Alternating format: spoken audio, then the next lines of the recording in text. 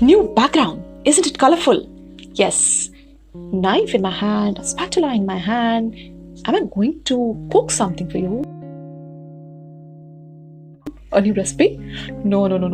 I'm not going to cook anything for you, and I'm not going to deliver anything at your place because I want you to be safe from Corona. So why I'm having this in my hand today, and why am I sitting in my kitchen? Yes, you guessed it right. Today we are going to talk about food. Yes, words related to food vocabulary. We all know that every house has a kitchen. Yes, and every kitchen has ingredients. Yes, every kitchen has vegetables. Every kitchen has standard equipments. Every kitchen has appliances to work, and every kitchen queen has his or her kitchen queen or king. Yes, there could be a kitchen king also.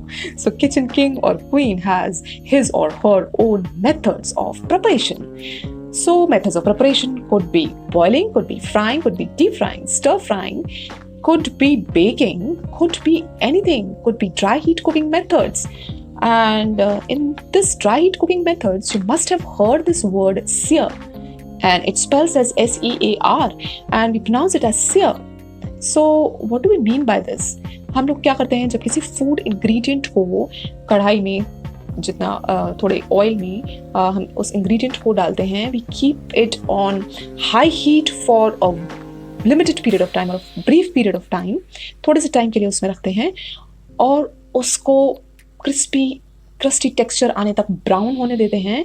And the main thing is that we don't move the ingredient. The way it is kept until the end. We're not going to move it, and that helps the Maillard reaction to work and seal the flavor in it.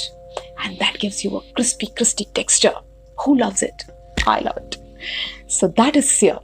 Another method is char. Char is when you completely burn the food.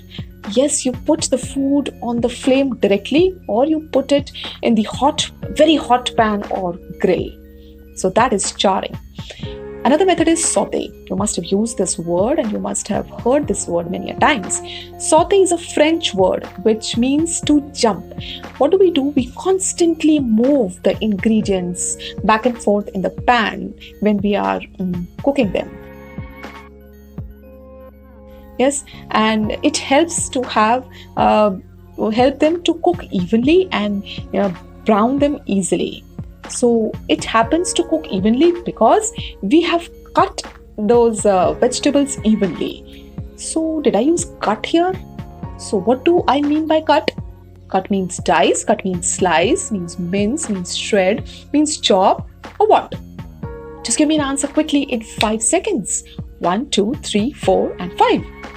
5 seconds are up, and if your answer is dice, then bingo. So what do we mean by dice? Dice means when we cut the ingredients in square-shaped pieces and that are smaller and more precise than chop. What do we mean by chop?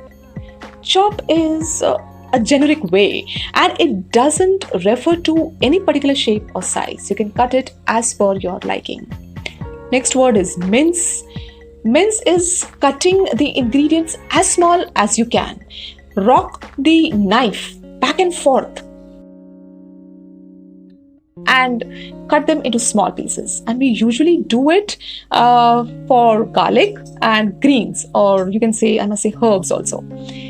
Another word is slice. You all must be aware of it. These are flat-shaped, equal pieces. And who doesn't know about bread slices? Everybody. So, onion rings and carrot coins. So, these are all these sliced things, sliced ingredients. And next is grate. Grate is when you put the ingredient against a serrated surface, rub it against a serrated surface, and you get it into very small pieces. See, this is a box grater you can use to grate your ingredients. Maybe a cheese for pizza. And then another word is mash. When I listen to this word mash, only boiled potatoes comes in my mind. And boiled potatoes, mashed boiled potatoes gives you aloo paratha in your mind. So what about you? Do you mash it with your hands or with a masher for aloo parathas? So now, to sear, char, saute, we can use a wooden spatula. See, I've been flaunting this spatula since the start of my video. You can use this as well, a saucepan, or you can use a wok. Wok means कढ़ाई. आपके घर में होगी, बिल्कुल होगी. तो देखिए, इस तरह की कढ़ाई आप यूज कर सकते हैं. And if for to dice, to chop, to mince, to slice, you can use a knife and a chopping or a cutting board or anything of your convenience. And to grate, you can use a preparation bowl and a box grater. And for mashing, again, you can use a masher or you can do it with your hands and with a preparation bowl. So now, if the whiff of aroma has reached from my kitchen to your nose, then consider sharing a thumbs up on my video, share it, subscribe my channel, and if you want me to add more of food related vocabulary, comment me in the comment box below.